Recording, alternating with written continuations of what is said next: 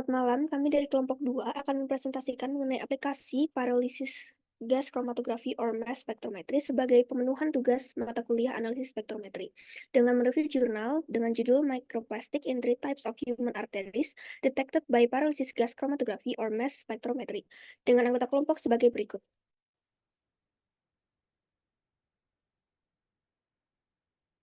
Oke, pertama kita bahas dulu apa itu mikroplastik. Mikroplastik adalah partikel plastik kecil dengan diameter kurang dari 5 mm. Mikroplastik dibagi menjadi primer dan sekunder, di mana primer adalah plastik yang langsung dibuat ukuran mikro, sedangkan sekunder terbentuk secara tidak sengaja dari penguraian plastik yang lebih besar melalui proses kimia, fisik, atau biologis. Karena ukurannya sangat kecil dan sifat kimia yang stabil, mikroplastik tersebar luas dan terdapat dalam makanan serta minuman sehingga dapat tertelan atau terhirup oleh manusia dalam kehidupan sehari-hari. Bahkan ada pula yang terakumulasi dalam tubuh. Beberapa mikroplastik yang terhirup atau tertelan dapat menembus dan masuk ke dalam tubuh darah melalui penyerapan sel di paru-paru atau usus dan transportasi paraseluler di usus yang mungkin menjadi sumber mikroplastik di arteri. Sesuai dengan gambar, mikroplastik ditemukan pada arteri setelah dianalisis dan deteksi oleh paralisis GCMS, yaitu ada di aorta, koroner, dan karotis. Boleh lanjut? Mikroplastik dapat menyebabkan stres oksidatif dan kerusakan sel, mengganggu metabolisme energi dan lipid, dan menimbulkan respon inflamasi imun. Efek ini diasumsikan berkontribusi terhadap perkembangan aterosklerosis. Aterosklerosis adalah penyakit inflamasi kronis yang terjadi pada dinding arteri dan sebagian besar bersifat kronis ditandai dengan terbentuknya plak aterosklerotik. Ketika aterosklerosis berkembang, plak menebal dan secara bertahap menyempit lumen arteri dan akhirnya menyebabkan serangkaian penyakit iskemik. Mikroplastik dilaporkan terdeteksi dalam darah dengan kromatografi gas pirolisis atau spektrometri massa dengan konsentrasi rata-rata 1,6 mikrogram per mililiter darah. ICMS digunakan untuk mengukur secara tepat jumlah mikroplastik yang ada di arteri ini. Selanjutnya, untuk tujuan penelitian dari jurnal ini yaitu pertama menginvestigasi kelimpahan mikroplastik dalam arteri manusia dan hubungannya antara mikroplastik dan arteriosklerosis, menggunakan sampel dari aorta, arteri karotis, dan arteri koroner. Kedua, mengukur secara tepat jumlah mikroplastik yang ada dalam arteri menggunakan dosis GCMS. Yang ketiga, membandingkan konsentrasi mikroplastik dan aterosklerosis, menyelidiki hubungan antara mikroplastik dan arteriosklerosis dalam tubuh manusia. Selanjutnya yaitu mengapa mikroplastik dapat dideteksi dengan GCMS. Untuk mikroplastik dapat dideteksi dengan metode GCMS ini karena sangat efektif untuk analisis senyawa kimia, termasuk yang terkandung dalam mikroplastik.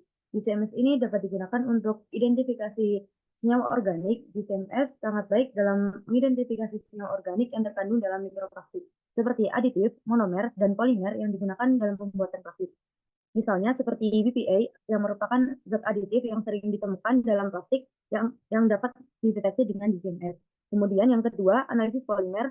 Sebelum analisis dengan GCMS, mikroplastik biasanya diubah menjadi bentuk yang lebih sederhana melalui proses seperti pirolisis atau pemanasan tanpa oksigen, di mana pada proses ini memecah polimer plastik menjadi komponen-komponen kecil yang lebih mudah untuk dianalisis dengan GCMS.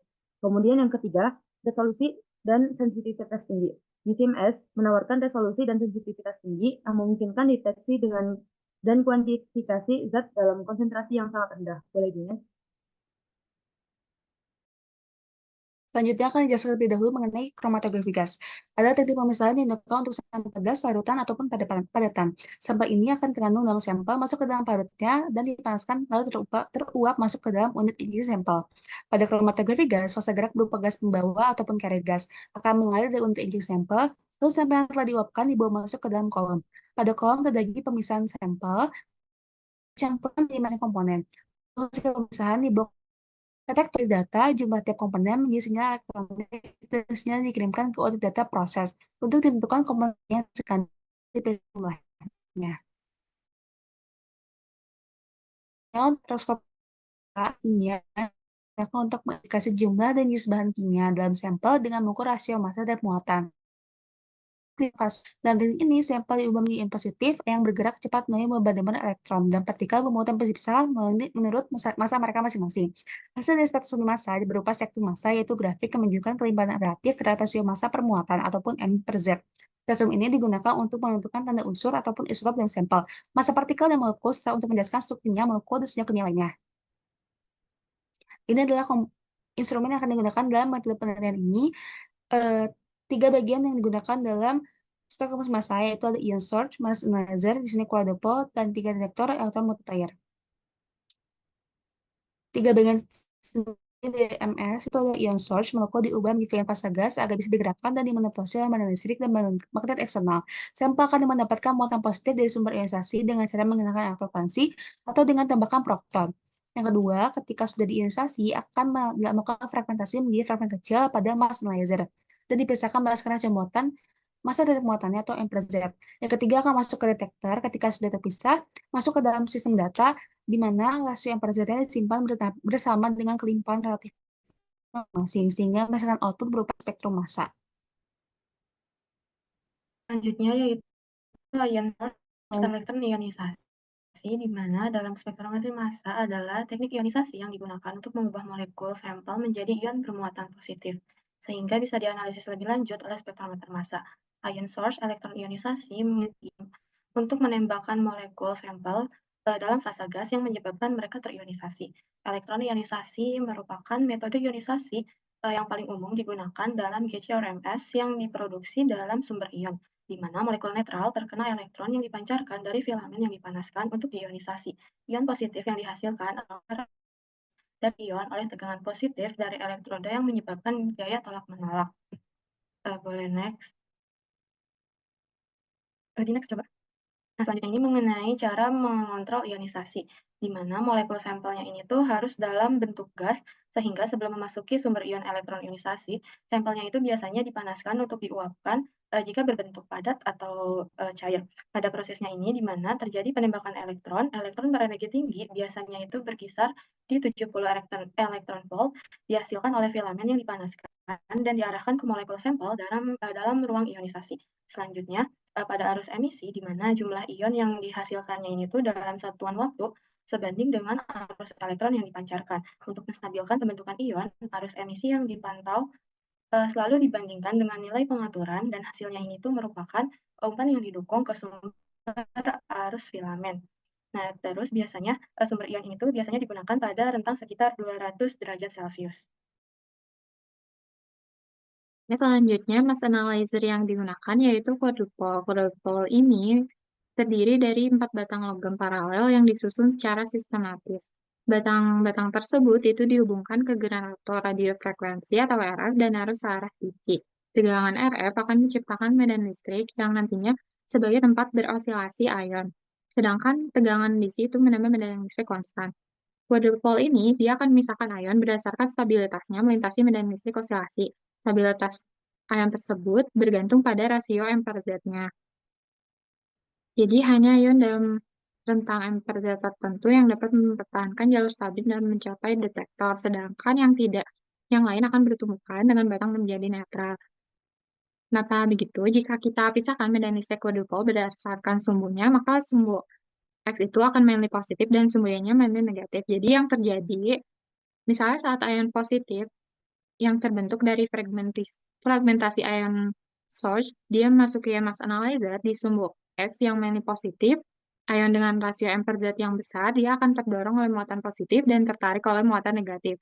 Karena rasionya M per Z-nya yang besar, pengaruhnya itu tidak terlalu kuat, sehingga akan berosilasi dengan lintasan yang stabil. Dia akan lolos dan terdeteksi oleh detektor.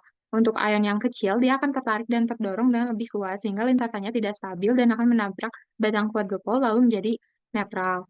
Maka di sumbu X ini yang akan lolos adalah ion-ion yang besar, sedangkan di sumbu Y dia itu mainly negatif, sehingga yang terjadi adalah sebaliknya. Maka yang lolos adalah ion-ion yang kecil. Pada jurnal ini digunakan mode SIM atau Selected Ion Monitoring, di mana tegangannya itu diatur agar hanya ion dengan rasio M per Z yang spesifik yang dapat melintasi quadrupole. Jadi nanti tegangannya itu diatur sehingga ion dengan rasio M per Z di antara gap antara tegangan DC yang positif atau sumbu X dan DC yang negatif atau sumbu Y yang akan lolos. Boleh selanjutnya.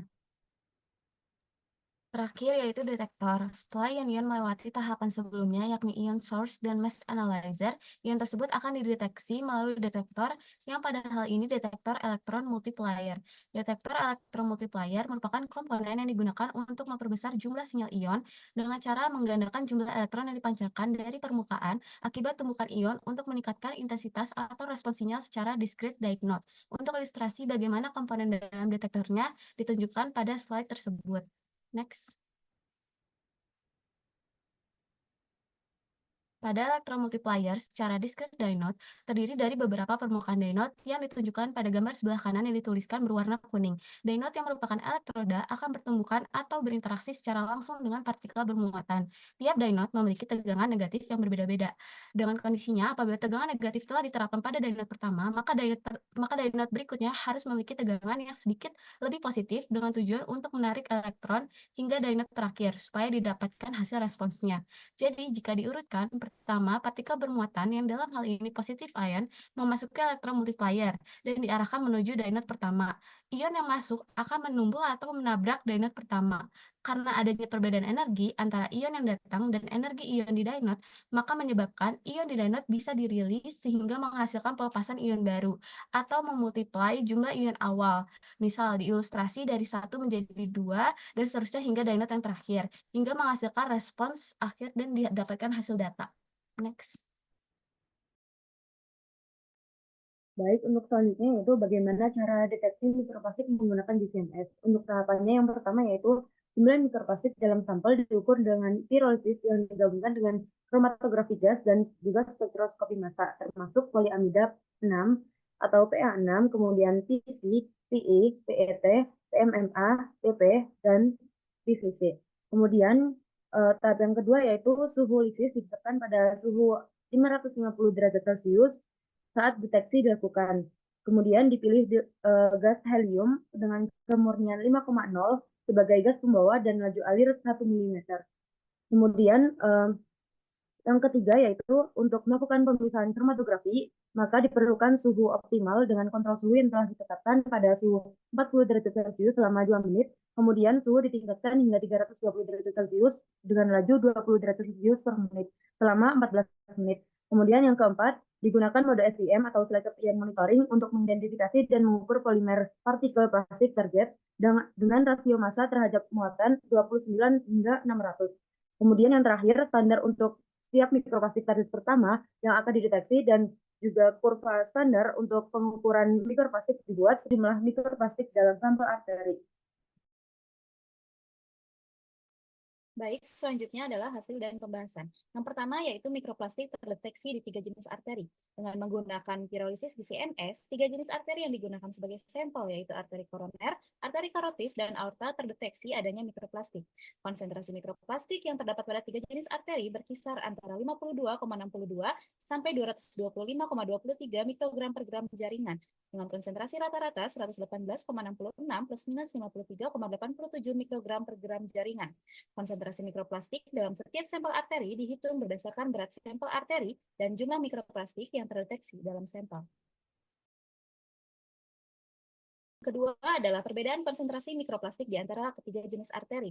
Seperti yang ditunjukkan pada grafik, konsentrasi mikroplastik pada sampel arteri koroner dan arteri karotis lebih tinggi dibandingkan dengan konsentrasi mikroplastik pada sampel aorta. Hal ini dapat terjadi dikarenakan, yang pertama, dinding pembuluh darah aorta lebih tebal dan memiliki aliran darah lebih banyak, serta kecepatan darah yang lebih cepat, sehingga relatif lebih sulit bagi mikroplastik dalam darah untuk berdiam di aorta untuk pengendappan. Dan yang kedua, sampel arteri koroner dan karotis memiliki banyak plak aterosklerosis, sedangkan sampel aorta tidak mengandung plak aterosklerosis. Hal ini menunjukkan bahwa mikroplastik mungkin terkait dengan penyakit aterosklerosis. Selanjutnya, yang terakhir yaitu jenis-jenis mikroplastik di dalam sampel arteri. Dari hasil pengujian menggunakan pirolisis GCMS, terdapat 4 jenis komponen utama mikroplastik yang terdeteksi di dalam sampel arteri ini. Di antaranya polietilen tereftalat sebanyak 73,70%, poliamida 66 sebanyak 15,54%, polivinilklorida sebanyak 9,69%, dan polietilen sebanyak 1,7%. Baik, kesimpulannya yaitu yang pertama, mikroplastik di dalam arteri dapat dideteksi dengan metode pirolisis GCMS. Yang kedua, 3 jenis sampel arteri termasuk arteri koroner, karotis, dan aorta mengandung mikroplastik dengan konsentrasi rata-rata 118,66 plus minus 53,87 mikrogram per gram jaringan. 4 jenis komponen utama mikroplastik yang terdeteksi dalam sampel arteri diantaranya yaitu polietilen tereftalat, poliamida 66, polivinilklorida, dan polietilen. Dan yang terakhir, konsentrasi mikroplastik dalam sampel arteri koroner dan karotis dengan plak aterosklerotik secara signifikan lebih tinggi daripada yang ada di dalam sampel aorta atau tanpa plak aterosklerotik, yang mungkin mengisyaratkan bahwa adanya hubungan antara mikroplastik dengan penyakit aterosklerosis. Baik, sekian dari kelompok kami. Berikut adalah daftar pustaka yang kami gunakan. Sekian dari kelompok kami. Mohon maaf bila ada kesalahan. Terima kasih atas perhatiannya. Selamat malam. Wassalamualaikum warahmatullahi wabarakatuh.